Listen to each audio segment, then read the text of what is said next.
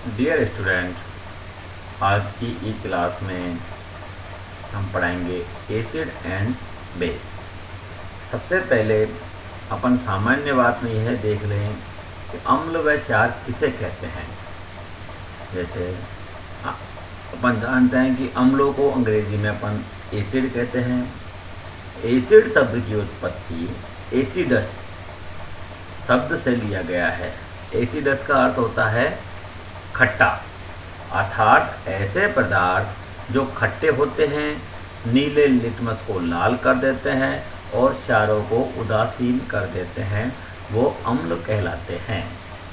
इसी प्रकार ऐसे पदार्थ जो खट्टे नहीं होते हैं, लाल लिटमस को नीला कर देते हैं, अम्लों को उदासीन नहीं कर पाते हैं, उदासीन कर देते हैं, क्षार कहलाते हैं।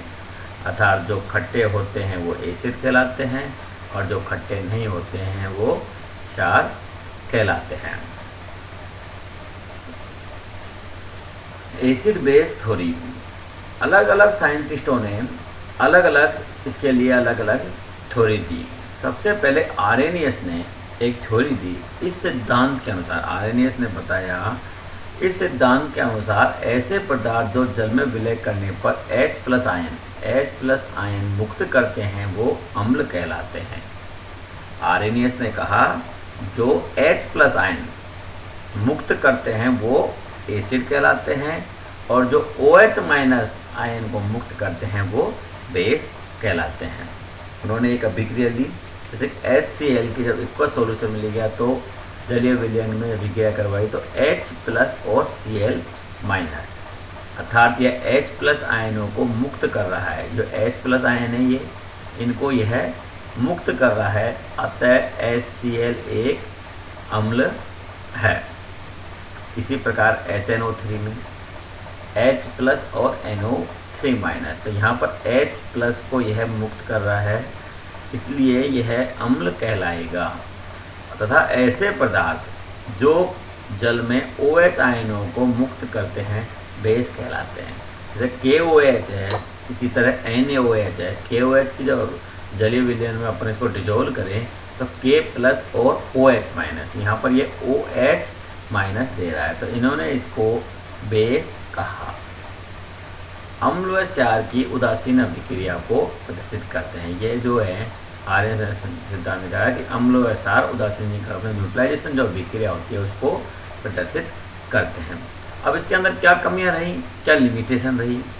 HCl केवल जल में विलय करने पर ही अम्ल होता है, अन्य विलायक बेंजीन गैस की अवस्था में अम्ल नहीं होता है। जैसे अपन जनरल मान जाने तो HCl है, जब इसको जल के अंदर अपन विलय करते हैं तो H+ आयन दे रहा है, तो H+ आयन देने के कारण यह एसिड कहलाता है। लेकिन जब इसको अन्य विलायक जैसे बेंजीन है, अन्य गैसीय अवस्था में अगर इसको विलय करते हैं तो यह अम्ल नहीं होता है। इसी प्रकार दूसरे की कमियां रही, यह सिद्धांत अजलीय विलायक में अम्लीय व क्षारीय गुण प्रदर्शित करता है। उदाहरण एग्जाम्पल लिया, NH3 के पास OH आयन नहीं होता है फिर भी क्षारीय। अभी इसने कहा कि क्या कहते हैं, जो OH- आयन देते हैं वो सब बेस कहलाते हैं। तो जैसे हम देख रहे हैं कि अमोनिया है, अमोनिया NH3 है, NH3 के पास में कोई भी OH समूह नहीं देता है, फिर भी यह क्षारीय है, अतः इसकी ये व्याख्या नहीं कर पाया। CO2 SO2 में कोई भी H+ परमाणु नहीं है, फिर भी ये गैसें अम्लीय व्यवहार प्रदर्शित करती हैं। जैसे CO2 गैस है, SO2 गैस है, इसके अंदर कोई भी H+ आयन नहीं है, फिर भी ये अम्ल की तरह व्यवहार प्रदर्शित करती हैं। आर्रेनियस सिद्धांत के अनुसार अम्ल और क्षार सामर्थ्य। अपन ये पहले अपन क्या क्या अवधारणा रही एसिड और बेस किसे कहते हैं उसके बारे में ही अध्ययन करेंगे। इसके बाद में ब्रोंस्टैंड और लूरी, ब्रोंस्टैंड व Lowry concept proton donor acceptor theory. Bronsted ने क्या कहा, ब्रोंस्टैंड ने कहा जो प्रोटॉन देता है डोनर वो एसिड है, और जो क्या कहते हैं प्रोटॉन एक्सेप्ट करता है वह बेस कहलाता है। लोरी अवधारणा प्रोटॉन दाता ग्रही सिद्धांत भी कहा जाता है। इस जो अवधारणा है इसको लोरी अवधारणा प्रोटॉन दाता ग्रही सिद्धांत भी कहा जाता है। इस सिद्धांत के अनुसार ऐसे पदार्थ जो प्रोटॉन देते हैं अम्ल कहलाते हैं। इसके विपरीत ऐसे पदार्थ जो प्रोटॉन ग्रहण करते हैं वो बेस कहलाते हैं। जैसे अपन देखें HCl और NH3 की जो अभिक्रिया करा रहे हैं तो NH3 पर यहाँ पर NH4+, यहाँ पर प्रोटॉन इसने HCl ने प्रोटॉन दिया और NH3 ने प्रोटॉन ग्रहण कर लिया, इसलिए अम्ल यह है, एसिड एक अम्ल है, NH3 एक क्षार है, NH3 का संयुग्मित अम्ल है ये NH4+ और HCl का संयुग्मित Cl- है।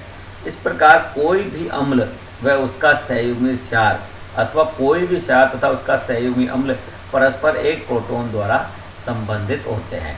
जैसे कि कोई भी है, किसके द्वारा संबंधित हो रहे हैं, ये एक प्रोटॉन के द्वारा संबंधित। HCl के अंदर एक माइनस लगेगा Cl- और इसके अंदर एक प्लस हो जाए तो HCl। इसी तरह ये आपस में दोनों किसी के एक प्रोटॉन के द्वारा बंधे हुए होते हैं। इसी तरह NH3 के अंदर एक H+ आयन है, NH4+ आयन हो गया, NH3 में से एक निकला NH4+ आयन, तो ये एक प्रोटॉन के द्वारा बंधे हुए रहते हैं। प्रबल अम्ल का संयुग्मित क्षार दुर्बल व दुर्बल अम्ल का संयुग्मित क्षार प्रबल होता है। ऐसे पदार्थ जो प्रबल अम्ल की उपस्थिति में प्रोटॉन ग्रहण करते हैं तथा प्रबल क्षार की उपस्थिति में प्रोटॉन त्यागते हैं एम्बी प्रोटोनिक या उभय प्रोटोनिक कहलाते हैं। अब सबसे पहले दो अवधारणा, पहले सबसे पहले आर्रेनियस ने अवधारणा दी, दूसरी लोरी ने, ब्रोंस्टेड और लोरी ने प्रोटॉन के सिद्धांत के आधार पर प्रोटॉन एक्सेप्ट करते हैं, प्रोटॉन देते हैं, उसके आधार पर एसिड और बेस का वर्गीकरण किया गया। अपन BSc थर्ड ईयर के विद्यार्थी हैं, पहले अपन बेसिक एसिड और बेस, ये BSc द्वितीय सेकेंड ईयर के अंदर ये चैप्टर है, उसके बारे में क्या क्या अवधारणा नहीं उनको बारे में पढ़ने के बाद अपन थर्ड ईयर के एसिड बेस चैप्टर के बारे में पढ़ेंगे। अब अगली क्लास के अंदर अपन दो और थ्योरी दी गई साइंटिस्टों ने, उसके बारे में अपन वर्णन करेंगे।